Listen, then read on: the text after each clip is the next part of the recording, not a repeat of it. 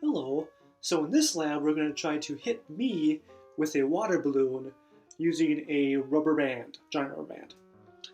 And so basically, step one of this lab is probably the hardest part. It reviews a lot of mechanics concepts from Physics IB1. So to do that, I'm going to walk you through each individual way to do it. We're going to analyze the elastic constant 3 different ways, and then we can get 3 different trials to try to hit me using each different technique. So the first way we're going to figure out the elastic constant is to use Hooke's law. Remember, Hooke's law says that the force of tension is equal to the elastic constant K times the distance stretched of the rubber band.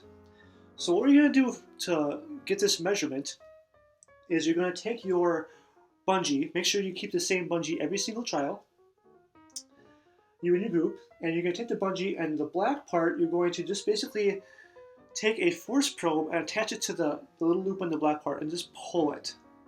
Before you do that though, you should measure the length of the bungee as it's like fully stretched but not quite, there's no tension on it yet. It's just kind of fully, the full length, right? So you can measure that full length, and then you're going to stretch it with the force sensor and get that maximum force that it reaches, and then measure that length at that point. Then to use Hooke's law to figure out the elastic constant, you're going to use f of t equals k times x, or k equals f of t over x. K equals f of t over x. In this case, x would just be the distance stretched, which would be L2 over L1. Now the second technique, what you're going to do is you're going to take your bungee and make sure you're hanging it as vertically as possible with the little holder on the bottom, and you can put some weight in there, some mass. Now, you want to make sure that the mass doesn't fall out, but make sure it's heavy, so maybe put a heavier mass in there, and you're going to allow that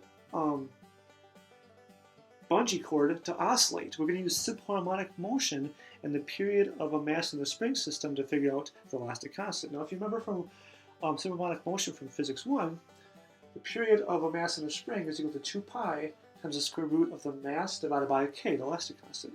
And what we want to do is we're going to measure the period. You can measure the period one of two ways. You can either time a bunch of cycles and do cycles, number of seconds per cycle, or you can use the log or pro motion graphs, and you'll get a wave function, a wave pattern, and then you just use the graph to figure out the time of one cycle, or the multiple cycles and average them.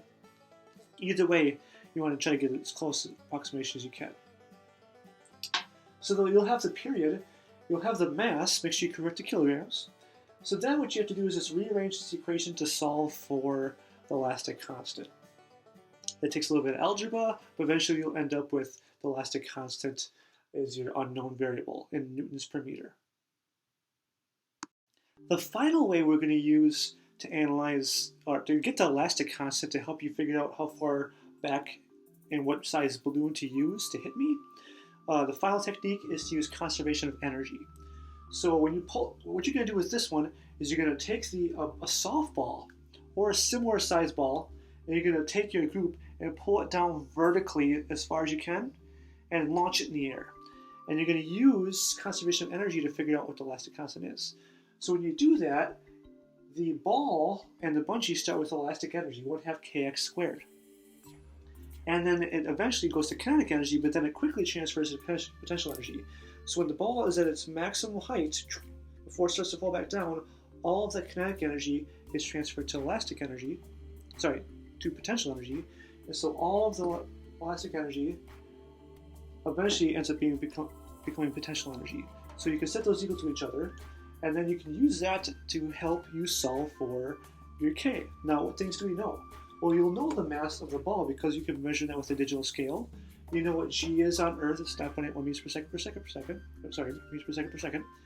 And then you know what X is. Remember, from X, the way you do it is the same technique. Be very careful with this measurement. You don't want to get like angles. You don't want to have your bungee cord at an angle because that's going to mess it up. You want to have it as perfectly vertical as you can, or as close to vertical as you can.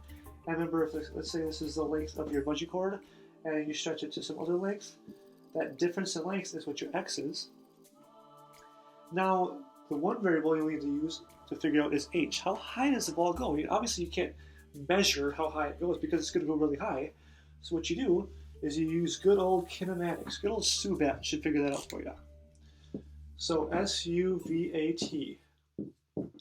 One thing you can easily measure is the time. You can measure the hang time. How long is it in the air for? So you can measure that time.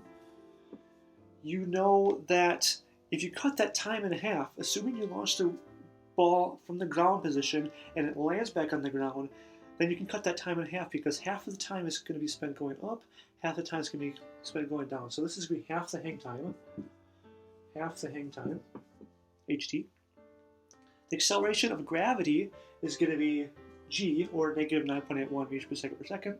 And then we know the velocity at the very, very top when the ball reaches its maximum height is 0. So you can use that to help you figure out what S is. S would be the distance it falls or the distance it goes up. Those would be the same values. So the S value would be your H that you would plug into there. So this one I actually really like because it uses kinematics as well as conservation of energy. But once you have your H, you can plug it into here and figure out your elastic constant. Now these 3 different elastic constants should be relatively close, but they'll probably be different because there's uncertainty in each measurement. We're going to try to figure out which way to measure these techniques. Not only review the different topics, but which way is the best way to measure these different techniques and why.